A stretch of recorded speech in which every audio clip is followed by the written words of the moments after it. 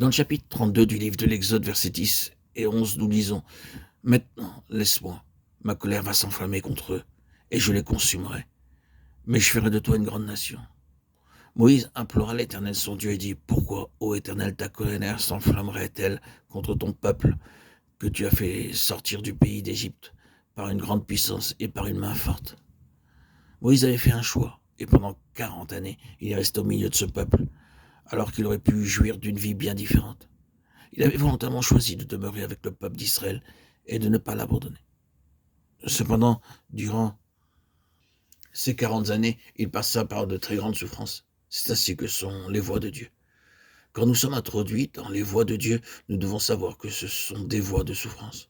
C'est le chemin que nous devons suivre, si nous sommes appelés par Dieu. Nous ne pouvons pas apporter les richesses spirituelles autrement que par la souffrance. Ce qui apporte la richesse, c'est la vie. La vie est libérée par la croix, et la croix nous introduit dans les voies de Dieu pour nous apprendre à mourir à nous-mêmes. La croix continuera son œuvre dans les profondeurs de notre être pour libérer la vie. Plus les voies de Dieu sont profondes, plus la souffrance devient notre partage. Il n'y a pas de ministère autrement. Cela a été pour Moïse. Dans le livre du Deutéronome, chapitre 32, verset 4, il est dit « Il est le rocher, ses œuvres sont parfaites, car toutes ses voies sont justes. » Psaume 18, verset 31, « Les voies de Dieu sont parfaites, la parole de l'Éternel est éprouvée. Il est un bouclier pour ceux qui se confient en lui. » Au psaume 77, versets 11 à 14, « Je dis, c'est lui qui fait ma souffrance. C'est que la droite du Très-Haut n'est plus la même. Je rappellerai les œuvres de l'Éternel, car je me souviens de tes merveilles d'autrefois. Je parlerai de toutes tes œuvres. Je raconterai tes hauts faits, ô Dieu.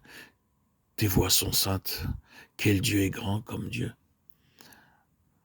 Apocalypse chapitre 15, verset 3. « Et il chantait le cantique de Moïse, le serviteur de Dieu, et le cantique de l'agneau, en disant, « Tes œuvres sont grandes et admirables, Seigneur Dieu Tout-Puissant. Tes voies sont justes et véritables, roi des nations. » Nous devons être introduits dans les voies de Dieu pour connaître son plan, et nous passerons par des choses difficiles. C'est un aspect de la vie chrétienne que nous n'envisageons pas lors de notre nouvelle naissance. Aucun de nous ne pense à la souffrance à ce moment-là.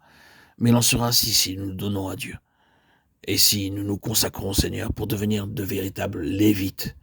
L'apôtre Paul disait en s'adressant aux Colossiens, chapitre 1, verset 24, « Je me réjouis maintenant dans mes souffrances pour vous. Et ce qui manque aux souffrances de Christ, je l'achève en ma chair pour son corps qui est l'Église. » En d'autres termes, ce verset veut dire que nous avons part aux souffrances de Christ. Ce principe se trouve également dans le livre du Lévitique au chapitre 2, à propos de l'offrande de farine. Ce passage nous parle de la marche du Seigneur Jésus et de ses souffrances, souffrances invisibles, par le verset 4, pour ce qui est cuit dans le four, et souffrances visibles dans les versets 5 à 7. Nous lisons le verset 7 à 10, « Si ton offrande est un gâteau, cuit sur le grill, il sera fait de fleurs de farine pétries à l'huile. Tu apporteras l'offrande qui sera faite à l'Éternel avec ces choses-là. Elle sera remise au sacrificateur qui la présentera sur l'autel. Le sacrificateur en prélèvera ce qui doit être offert comme souvenir et le brûlera sur l'autel. C'est une offrande d'une agréable odeur à l'Éternel. Ce qui restera de l'offrande sera pour Aaron et pour ses fils. C'est une chose très sainte parmi les offrandes consumées par le feu devant l'Éternel. » Cette offrande de gâteau à laquelle avaient part les sacrificateurs parle de notre participation aux souffrances de Christ, puisqu'il s'agit d'une offrande cuite sur le grill.